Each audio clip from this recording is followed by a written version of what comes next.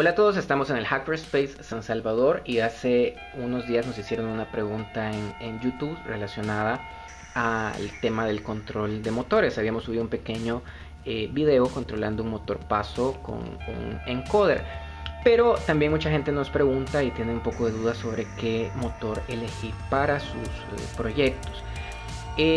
Así que aquí tenemos cuatro motores bastante comunes. A la izquierda tengo dos motores de corriente directa y a la derecha dos motores de corriente alterna, que lo voy a explicar un poquito por qué son de alterna y a pesar de ello los alimentamos, o pareciera que los alimentamos con corriente directa. Tiene que ver más que todo con la señal que se utiliza para controlarlos o hacer que giren. Creo que todos conocen los motores DC. Si alguien desarmó un juguete de pequeño habrá visto uno de estos o similar, posiblemente con una serie de engranes. Estos normalmente funcionan con la aplicación de un voltaje y la dirección de giro usualmente depende de la polaridad del voltaje aplicado. Son de los motores más sencillos y se pueden controlar fácilmente con un arreglo que se llama puente H. Los puentes H se pueden construir ya sea con un circuito que proporciona la funcionalidad o se pueden armar directamente con transistores o incluso con interruptores si quisieran controlarlos manualmente y no tienen un medio digital para controlarlo.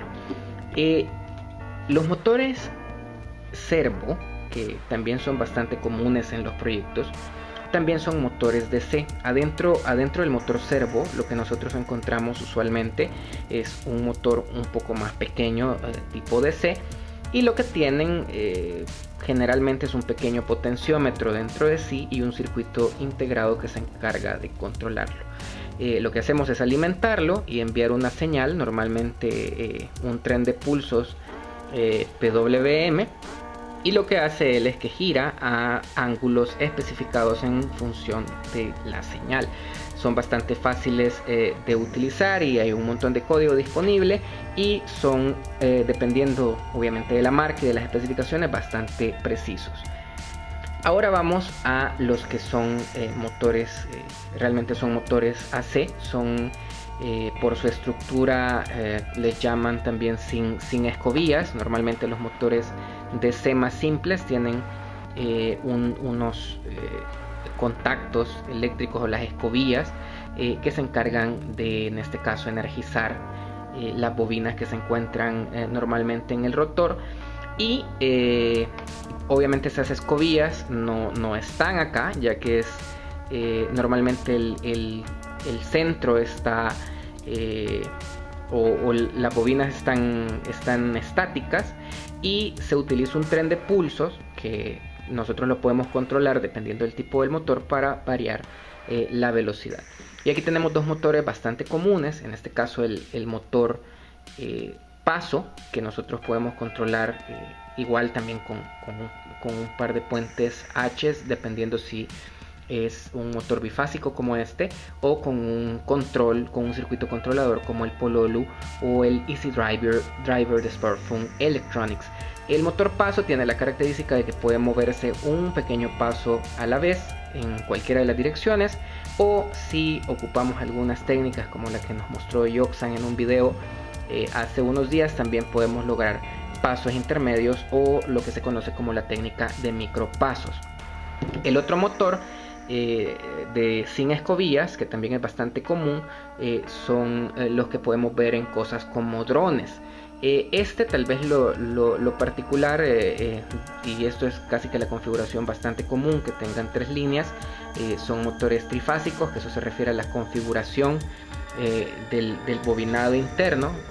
Normalmente tenemos para este caso casi que tres embobinados intercalados entre sí, y necesitamos una señal de cierta forma dentro de las líneas de entrada para poder hacerlo girar. Estos son bastante populares en el mundo de los drones porque normalmente la velocidad de giro tiene cierta relación con el voltaje que se aplica en la entrada, y hay normalmente un controlador que se encarga de enviar las señales que son necesarias para que giren. Ahora, ¿cómo saber cuál es el más adecuado para la aplicación? Bueno, depende de lo que quieran hacer. Normalmente los motores pasos se ocupan en en ambientes que necesitamos mucha precisión. Esto significa que son casi que ideales para CNCs o impresoras 3D en que necesitamos tener un control muy detallado del movimiento. Los motores servo normalmente se utilizan también en aplicaciones de precisión, aunque la precisión depende del fabricante, de las especificaciones. Pero normalmente se utilizan para aplicaciones que necesitamos mover en un ángulo restringido el eje, aunque también hay de rotación continua si lo que queremos es controlar velocidad. Por ejemplo, los robots que trabajan con este tipo de motores de rotación continua, también la velocidad del movimiento depende de obviamente el tren de pulso que se coloque.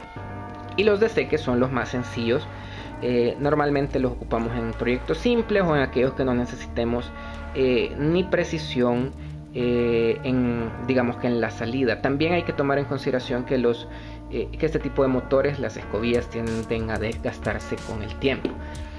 Por último, los que son conocidos como brushless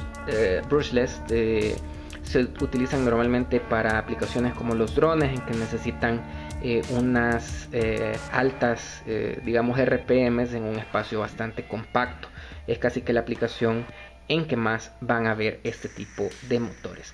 Así que la próxima vez que necesiten utilizar un motor, ya tienen una idea de más o menos si necesitan un motor DC, un motor servo, un motor paso a paso o un motor brushless como trifásico, como los que se encuentran en los drones. Espero que esta explicación les haya servido, y si están interesados en obtener y conocer más sobre aplicaciones para sus proyectos, pueden encontrarnos en el Hackerspace San Salvador en Facebook, o pueden darle seguir a Te Ubico en nuestro canal de YouTube. Hasta la próxima.